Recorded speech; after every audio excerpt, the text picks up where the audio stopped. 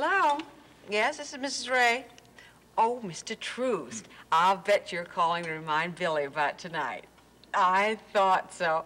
Oh, no. No trouble at all. Billy! Billy! Yeah, I'm coming. It's your high school principal. I'll be there. What more does he want? He's coming to the phone right now, Mr. Troost.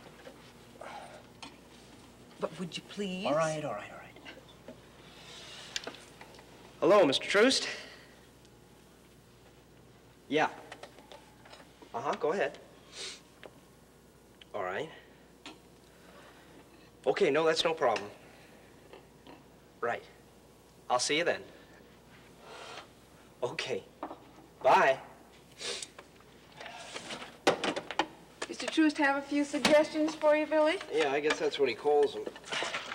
You know, I think I might just get up there and recite the Boy Scout oath. Probably make him very happy. Oh, Billy. These are high school seniors you're going to be addressing. Wouldn't hurt to give them a few ideals to take into the world. Yes, Mother.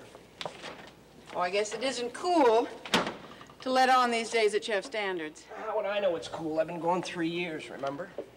We're mighty proud of your standards. Came home with the Bronze Star. The Army doesn't hand those out to everybody, you know. Let's skip it, all right, Mom? Every time I try to blow that war out of my mind, it keeps getting blown back in again. Well, how about some nice bacon and eggs? That sound good? No, coffee will be fine. I'll get something out if I'm hungry.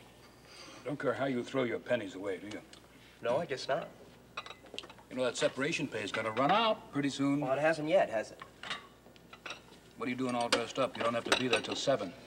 I thought I might see some of my friends if it's all right with you. Well, that's right. You haven't been back to see the old neighborhood. He hasn't been to work either. Don't worry about it, Dad. I will worry about it. You've been parading around here like a returning hero for 2 months now, sleeping half the day away, barging in for breakfast when the whole world has already had their lunch, and then spending the rest of the time just moping around in the fog. Hey, listen to me, kiddo. You're a little too young to retire. Is that all? Oh. And you're not going to tell me how you had 4 years of combat to my 1? How you were wounded also and you were working your second day back? You better believe it. Out of one uniform into another. Okay. You say you want to forget the war. Well, do it then. Get on with it. Get on with the business of living and making a living. It's easy as that, huh? Well, thank you for telling me. They'll make a nice speech, dear. Have a good time. I'll talk to you later.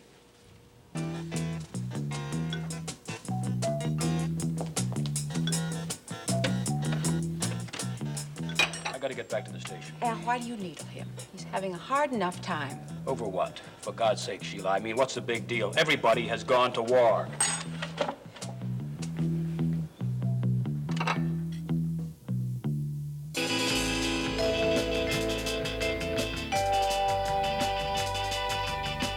Insight, stories of spiritual conflict in the 20th century.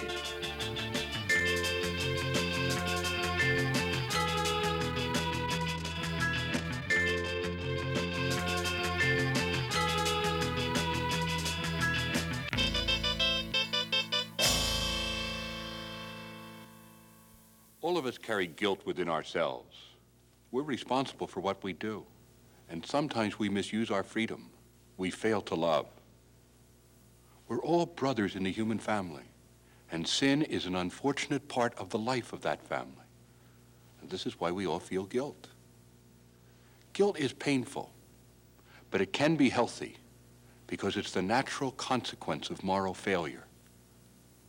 And yet all too often, we try to run away from it. Different people do this in different ways.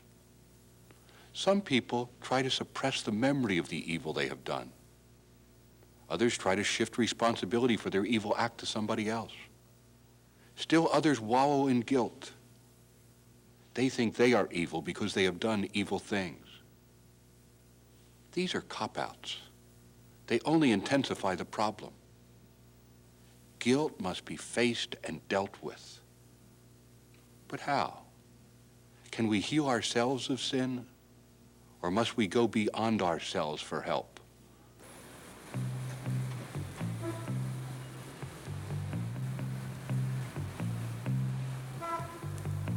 You say you want to forget the war. Well, do it then. Get on with it. Get on with the business of living and making a living.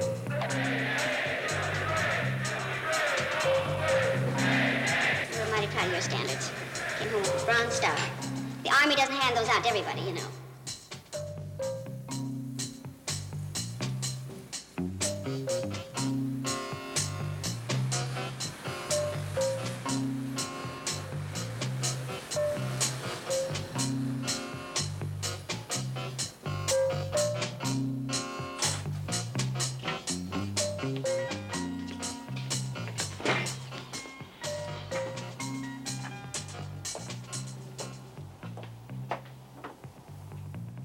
Yeah, what can I do you?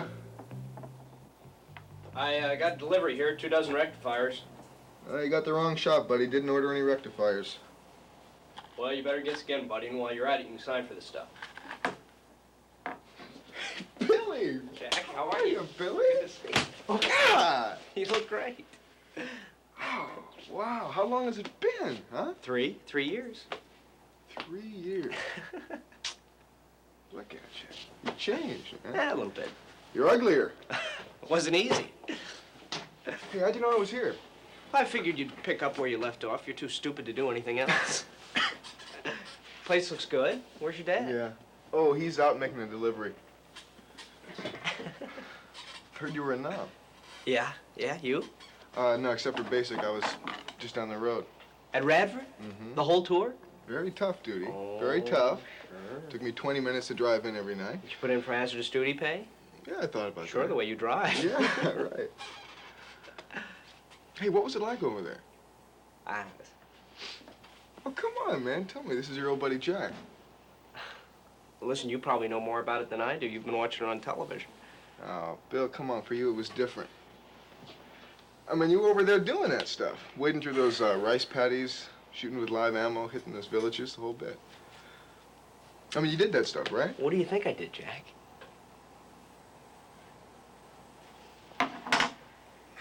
Hey, what else is new? You know, remember when we used to play ball? Be the end of the season, we'd be really tired, and somebody'd ask us about it, and we'd get bugged. Yeah. Well, my mother, first time I walk in the door and she's sticking me with that stuff about our guys killing Viet civilians. Hey, can you get that mirror for me? You know that big massacre they made all that stink about? Oh, yeah, that was terrible. Made me really sick. So here she is. She's asking me if I had anything to do with that crud. Me. How does that grab you? Well, probably didn't mean anything personal by it, you know? Just the idea of the damn thing. Guys brought up in the United States would go around butchering women and kids.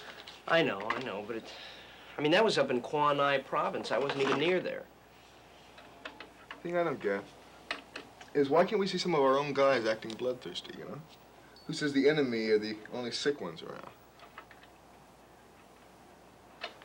Hey, Billy Ray, what do you say to that, huh? What? Well, the picture, man, it's staring right at you. Oh, yeah. A giant leap for mankind. Hey, did you get to pull that R&R duty? Sure, everybody did. What was it like? It was all right. Oh, come on, man, all right. Tell me about floating in those public baths and grouping in all those Namese chicks. All you gotta say is all right?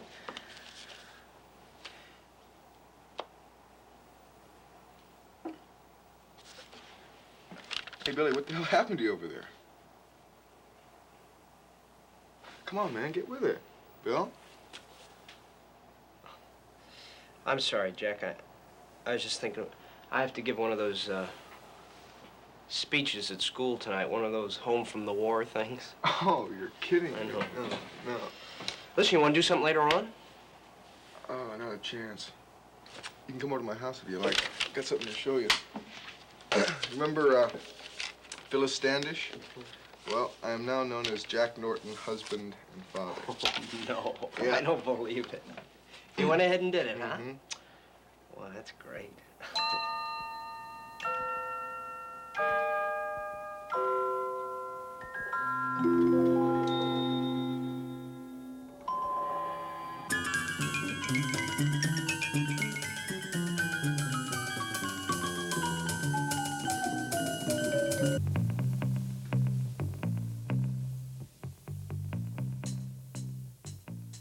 I mean, you were over there doing that stuff, wading through those rice paddies, shooting with live ammo, hitting those villages. Shooting with live ammo, hitting those villages. Shooting with live ammo, hitting those villages. Shooting with live ammo, hitting those villages. Shooting with live ammo, hitting those villages. Shooting with live ammo, hitting those villages a little bit. But it's not the same. When he dies, it's like a golden voice go off from this world. Yeah, he had his good nights. You don't mean that. I do too mean that. 7 years after his death doesn't change that fact. This is a guy that you gotta do something about the rent. The new owner, he's not a gentleman. He's not a gentleman either. He thinks because I let it go so long, you and me, you know. Mr. Gennaro. I'm sorry. But I gotta tell him something is on my neck. Maybe you could sell your stock. My stock? Who said the enemy are the only sick ones around? Yes. Something maybe borrow. No, I never borrow. I mean, from the bank.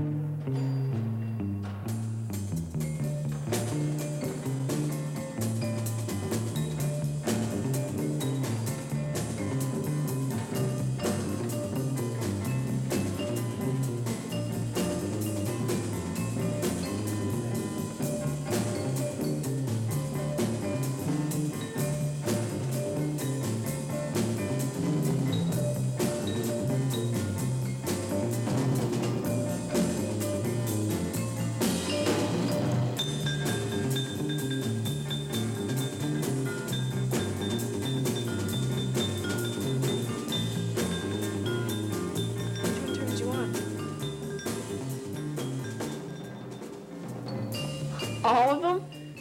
Pardon? Hi. The pay stubs. You looked like you were looking at them. Oh, no. I just remembering this place a few years ago used to be a malt shop. Oh, how come you haven't been back? Been away? Like out of the country? Uh-huh. Well, hey, you can help me. My teacher gave us an assignment, and we have to make, like a poster. Mine's supposed to be on hunger, and it can be anywhere in the world, anywhere that people are starving to death, Did you ever see anyone in that condition? No, not starving to death. Hungry, I've seen that. But you gave him something to eat. When I could. I mean, there were times you couldn't. What stopped you? Orders? See, I was a GI. I was in the Army. You had to do what they told you. If I saw somebody real hungry, I wouldn't care what anyone said. You would if you were in the Army. No, I wouldn't. I'll tell you something else I wouldn't do. I wouldn't shoot anybody.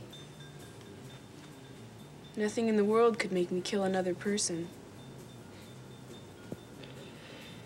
I think you'd shoot plenty if you were in a situation where it was either you or them. You saw guys you knew getting hit all around you.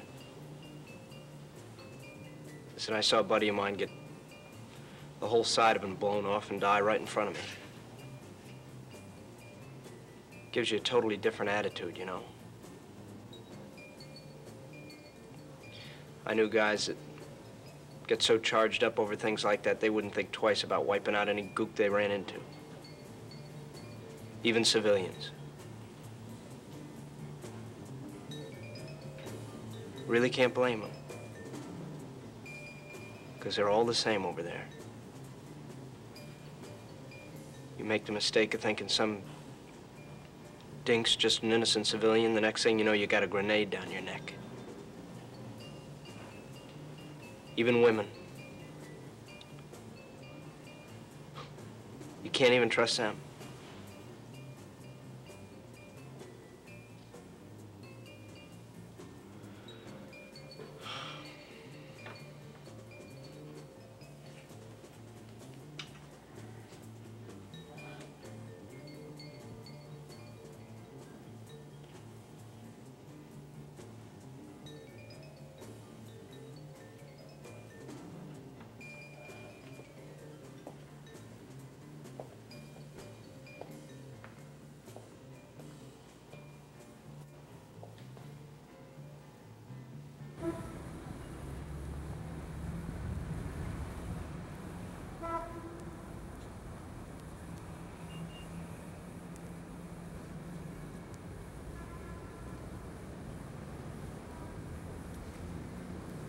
By any chance a guy named Ferris ever come around?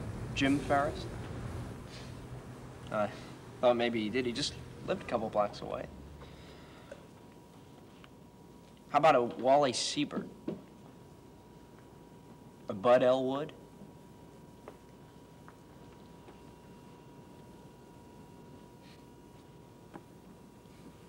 What's his problem? Nothing, really. Except he hates people. Oh, sure in the wrong business then, isn't he? Yeah. Aren't we all?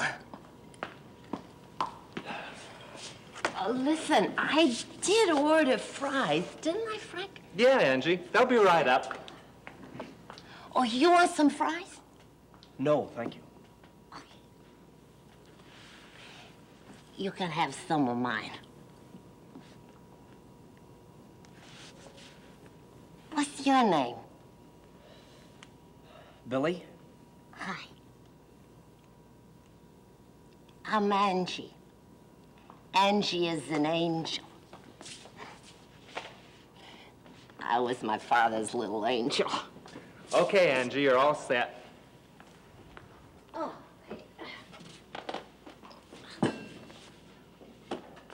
Come on. What? There's the fries. Oh. Come on. Come on. All right. Hold on. Hold it easy. Are you all right? I'm all right, yeah. Thanks. You're a nice fella.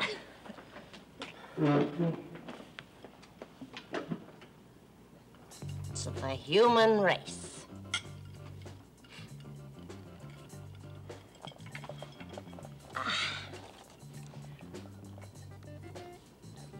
Dig in.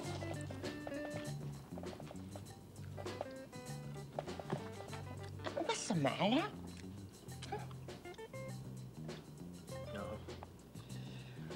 I don't know. Sometimes things just get you down, you know? You see things, you try to get them out of your mind. Well, you get to my age. I think I've seen enough already. You just think you have. Seen guys commit murder. Just walk into some village and start shooting. Listen, as long as you didn't do it, that's all that counts. If you start trying to feel guilty for the whole world, you're in a lot of trouble. I mean, there's an awful lot of people out there, you know. You just take it from me. There's enough grief just feeling guilty about what you do yourself. You know what I mean? What am I doing? I'm talking to the wall. Hey. Hey, fella. Nothing in the world could make me kill another person. I think you'd shoot plenty if you were in a situation where it was either you or them.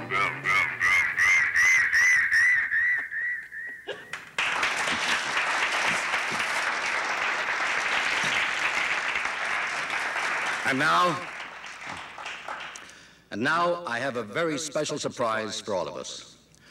On this, our annual award night, we are honored to have with us, as our guest of honor, a young man who, though he left here only 3 short years ago, has already distinguished himself in the outside world.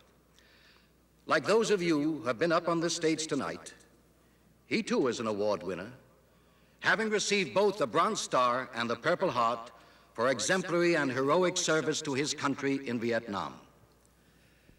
You know, when you seniors were just starting here, I bet you remember when we had quite a football team that year, mainly because we had quite a tailback. His name was William Albert Raye. We knew him, of course, as Billy Ray. When we really needed a touchdown, he was the one who would always get it. We had a chant about Billy. I bet you still recall it. Do you?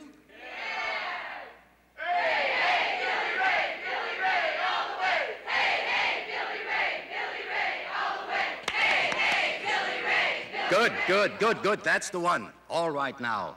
Let's show him how we really feel. Let's bring him out with a hey. Billy.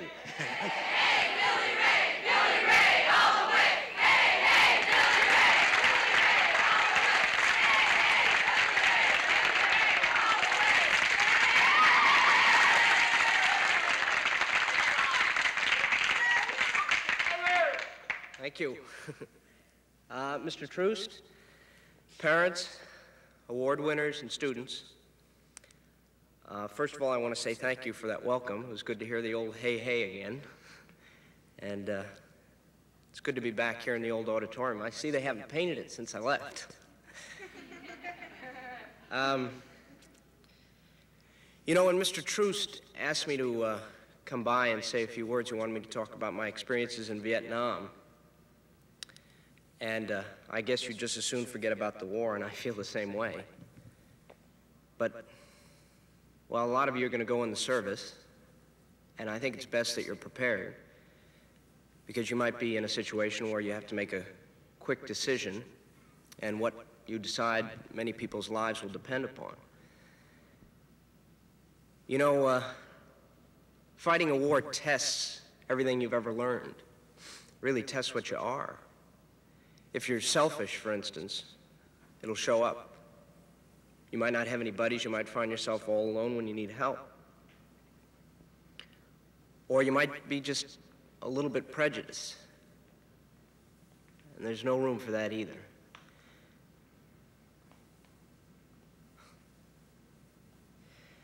You know, here I am talking about prejudice. I spent a whole year in Vietnam. And all the time I was over there, I never called those people anything but gooks or dinks. You know what that is, don't you? That's prejudice. It's taking a whole nation of people and who happen to look different than I do and turning them off like they're not even human. After you call people names like that, you start forgetting they're really people. Something you can never forget, people. How do you feel about them? Do you respect them? Do you care about them? Does it hurt you when you see somebody suffering or wounded? Or do you only give a damn about your own pain? That can happen, you know. Particularly when you're all by yourself. You're miserable. Lying in a field somewhere, wondering whether you're going to survive or get blown up like you just seen happen to the guy next to you. You get so angry, so full of hostility, so full of fear that you don't know what's happening to you. You just want to hit out at those people. Those gooks, those dinks. It's somebody's fault you're over there. Slodging through mud, seeing your friends bleeding to death. So why not make it their fault? Those dink women with their kids. Those so-called innocent civilians who smile at you one minute and hide the VC in their hut the minute your back is turned.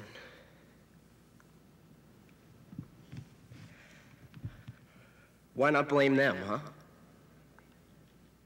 Why not pay them off for what's happening?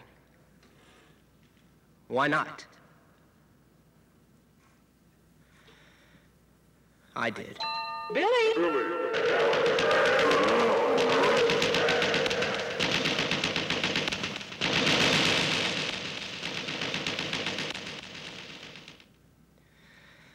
I did.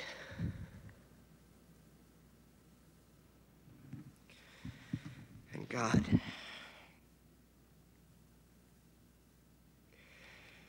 forgive me.